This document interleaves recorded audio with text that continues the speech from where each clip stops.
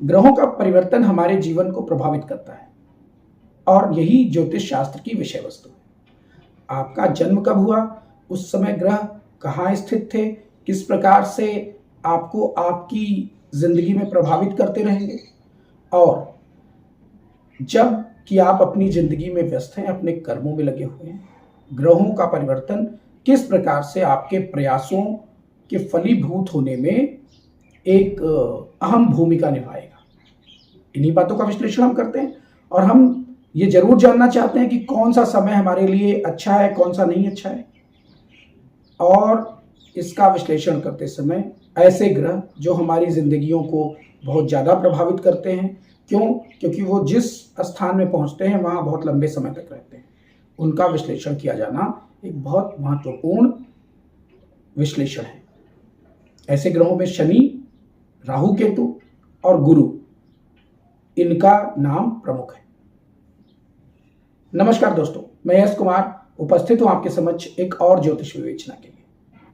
आज मैं आपको गुरु ग्रह के एक विशेष परिवर्तन से अवगत कराऊंगा। गुरु ग्रह आज 9 अक्टूबर से वक्री होने जा रहे हैं। कहाँ स्थित हैं? वृष राशि में स्थित हैं और इस बात का प्रभाव सभी 12 राशियों पर पड़ेगा, लेकिन मैं आपको आज मेष राशि पर पड़ने वाले उनके प्रभाव के बारे में बताता हूं। क्यों मेष राशि पर पड़ने वाले प्रभाव के बारे में? क्योंकि वक्री ग्रह अपने ठीक पहले वाली राशि को भी प्रभावित करते हैं। वैसे भी मेष राशि को यदि हम ले रहे हैं तो गोचर का विचार करते समय मेष राशि लग्न में स्थित होगी, अर्थात कुंडली काल पुरुष की कुंडली के समान बनेगी और गुरु स्थित होंगे द्वितीय भाव में। अब द्वितीय भाव में जब वक्री होंगे तो लग्न को प्रभावित करेंगे, ठीक एक पीछे की राशि, और इसके अलावा यह दृष्टि डालेंगे षष्ठम भाव पे, अष्टम भाव पे और दशम भाव पे। क्या होगा इनका प्रभाव? सबसे पहले तो यह जान लीजिए कि यह बहुत ही सुखद परिणाम लेकर आने वाला है। यह मेष राशि के जातकों के लिए बहुत अच्छा समय साबित होगा। 4 फरवरी तक गुरु वक्री अवस्था में रहेंगे, वृष राशि में ही रहेंगे, और इस अवस्था में मेष राशि के जातकों को ऐसे लाभ प्राप्त होंगे जो अप्रत्याशित होंगे और अत्यंत सुखद होंगे। आइए देखते हैं एक प्रकार से। पहला तो पॉइंट मैंने आपको यही बताया कि लग्न पर भी ऐसे गुरु का प्रभाव पड़ेगा, और गुरु का प्रभाव बहुत अच्छा प्रभाव होता है कुंडली।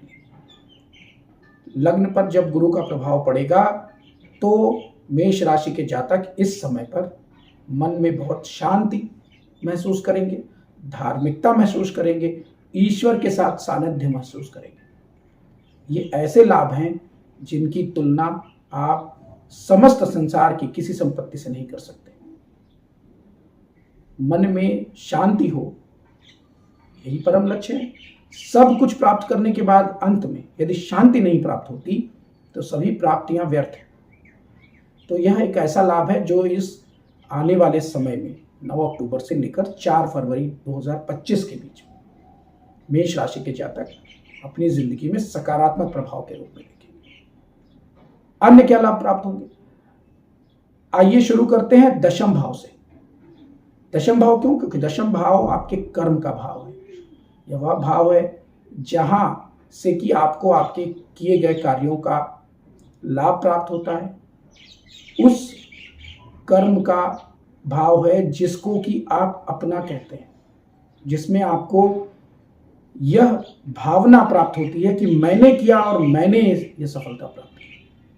दशम भाव पर गुरु का प्रभाव अति लाभकारी होगा। क्यों? क्योंकि लग्न कुंडली में गुरु की स्थिति क्या है वह एक अन्य विषय है, लेकिन इस गोचर कुंडली में यदि आप देखिए जिसमें कि लग्न में मेष राशि स्थित है, इसके भाग्य स्थान के स्वामी कौन है?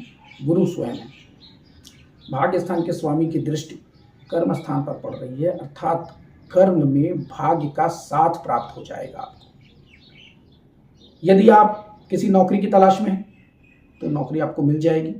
यदि आप अपनी नौकरी में कुछ उन्नति करने के लिए प्रयासरत थे, यदि आप अपने अधिकारियों का या जिनको बॉस कहते हैं उनका साथ चाहते थे, वो आपको इस समय में प्राप्त हो सकता है।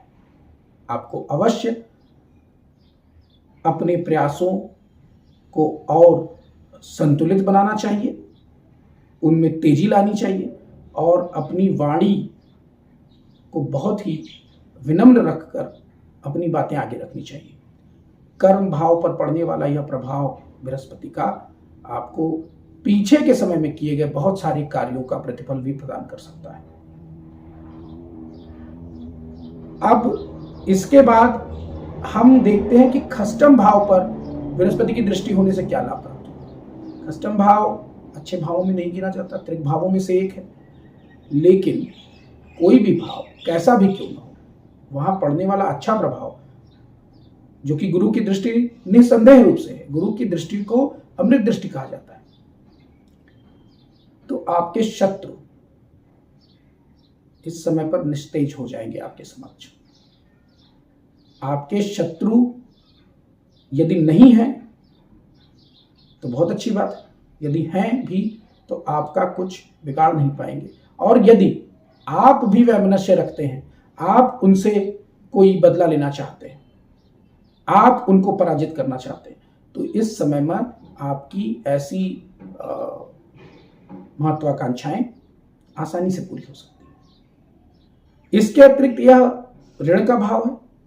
यदि ऋण आपने ले रखा है तो प्रयास कीजिए, इस समय में आपको आसानी के साथ उतरता हुआ महसूस होगा।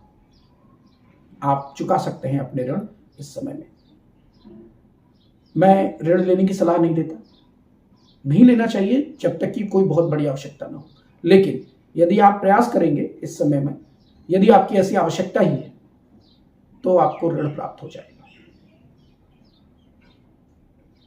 इसके अतिरिक्त यह भाव है रोग का। रोग, ऋण और रिप, यही कहा जाता है खष्टम भाव के बारे में। इस समय पर यदि कुछ छोटी मोटी परेशानियां आपके शरीर में चल रही थी तो आप उसमें कुछ ना कुछ राहत महसूस करेंगे। बृहस्पति आपको शारीरिक रूप से इस प्रकार का बनाएंगे कि आप अपने रोगों को परास्त कर दें, आप उनसे धीरे धीरे बाहर आ जाएं, आरोग्य की प्राप्ति करते हुए आगे बढ़ेंगे आप इस समय में। एक अन्य प्रभाव, अष्टम भाव पे गुरु की 7वीं सीधी दृष्टि पड़ रही है। मैंने अभी आपको शत्रुओं के बारे में एक बात बताई जो खष्टम भाव से निर्धारित हो रही है। एक अन्य बात आपको बताता हूं, अष्टम भाव सभी गुप्त चीजों का भाव होता है। एक छोटा सा परिणाम यहां से भी आपको प्राप्त होगा जो कि आपके शत्रुओं से संबंधित है। यदि आपके ऐसे शत्रु हैं जिन्हें आप शत्रु समझते ही नहीं थे, अर्थात जिनकी आपको जानकारी नहीं थी, गुप्त थे, उनका खुलासा इस समय में हो सकता है। और गुप्त शत्रुओं का खुलासा हो जाने का मतलब उनसे होने वाले नुकसान में भारी कमी। यदि गुरु की दृष्टि अष्टम भाव पे पड़ती है तो यह एक ऐसा प्रभाव है जो बड़ा करता है, जो मिला करता है जातक को। लेकिन इसके अतिरिक्त भी कुछ चीजें हैं जो अष्टम भाव पर दृष्टि पड़ने से आपको प्राप्त होंगी, और उसमें से एक है गुप्त विद्या का, पराविद्या का या अंतर ज्ञान का उदय होना। यदि आपकी ज्योतिष में, तंत्र में या पराविद्याओं में या न्यूमरोलॉजी में या वास्तुशास्त्र में कोई रुचि है या उस क्षेत्र संबंधित आप कोई कार्य करते हैं तो इस समय पर आपको उसमें बहुत ही उपयोगी अंतर्दृष्टि प्राप्त होगी। यदि आप धर्म के प्रति निष्ठावान हैं तो इस समय पर आपको ईश्वर के साथ बहुत करीबी, बहुत सानिध्य उनका महसूस होगा अपने जीवन में। यह एक ऐसा प्रभाव है जिसे आप अन्य प्रकार से, पैसे से नहीं प्राप्त कर सकते। इस प्रकार भी यह आने वाला समय आपको बहुत ही शांति प्रदान करेगा, बहुत सुकून प्रदान करेगा आपके मन में। गुरु का वक्री होना आपके द्वितीय भाव में आपको एक अन्य लाभ पहुंचाएगा। द्वितीय भाव होता किसका है? कुटुंब का, पैतृक संपत्ति का। यदि आपको पैतृक संपत्ति में से कुछ प्राप्ति होने वाली थी जिसकी कि आप उम्मीद कर रहे थे, वो आपको प्राप्त हो सकती है। यदि आपकी पैतृक संपत्ति आपकी जन्मकालिक कुंडली के किसी दुष्प्रभाव की वजह से किसी मुकदमे में फंसी हुई थी, किसी विवाद में फंसी हुई थी, उसका निपटारा हो सकता है इस समय में। यदि ऐसी पहल होती हुई आपको न दिखे तो आपको आगे बढ़कर ऐसे विवादों को निपटाने का प्रयत्न करना चाहिए। यदि कोई ऐसे विवाद हो जो आपके कुटुंब के जन आपके साथ करके बैठे हुए हैं, जिसकी वजह से मन अशांत है, आपको उसे सुलझाने का प्रयास करना चाहिए। द्वितीय भाव में गुरु का स्थित होना आपको यह लाभ भी पहुंचा सकता है। और इस प्रकार से गुरु की वक्री दशा मेष राशि वालों के लिए बहुत ही स्वर्णिम समय साबित होगा। वैसे भी द्वितीय स्थान में गुरु का गोचर अच्छा माना जाता है, मैंने अपने अन्य वीडियोस में भी इस बात की चर्चा की है। लेकिन वक्री होने पर कोई भी ग्रह जिस प्रकार का बल प्राप्त करता है और जिस प्रकार का तेज उसका हो जाता है, वह एक विलक्षण स्थिति है ज्योतिष में। और इस बात की चर्चा करने के लिए मैंने इस सत्र को चुना। मुझे लगता है कि अवश्य आपको ऐसी बातों के बारे में पहले जानना चाहिए जिसके आधार पर कि आप कोई निर्णय ले सकते हैं। और मेष राशि के लिए यह समय स्वर्णिम है, बहुत मजबूत समय है। अवश्य आगे बढ़िए, अपने कर्मों को बल प्रदान कीजिए, अपने निर्णयों को सार्थकता प्रदान कीजिए और लाभ लीजिए स्वर्णिम अवसर का। भारतीय ज्योतिष बहुत विस्तृत है और हमारे कार्यक्रमों में हम इसके सूत्रों का अपने अनुभव के साथ समन्वय कर ज्योतिषी विवेचन करते हैं। और हम हमारे लाइव प्रोग्राम्स में कुछ चुनी हुई कुंडलियों का निःशुल्क ज्योतिषी विवेचन भी करते हैं। यदि आप इसमें शामिल होना चाहते हैं तो अवश्य हमारे चैनल को सब्सक्राइब कीजिए और नोटिफिकेशंस को भी ऑन कीजिए, जिससे कि आपको हमारे आगामी लाइव प्रोग्राम्स के नोटिफिकेशन भी प्राप्त हुआ करें और हमारे आने वाले वीडियोस की नोटिफिकेशन भी प्राप्त हुआ करें। धन्यवाद।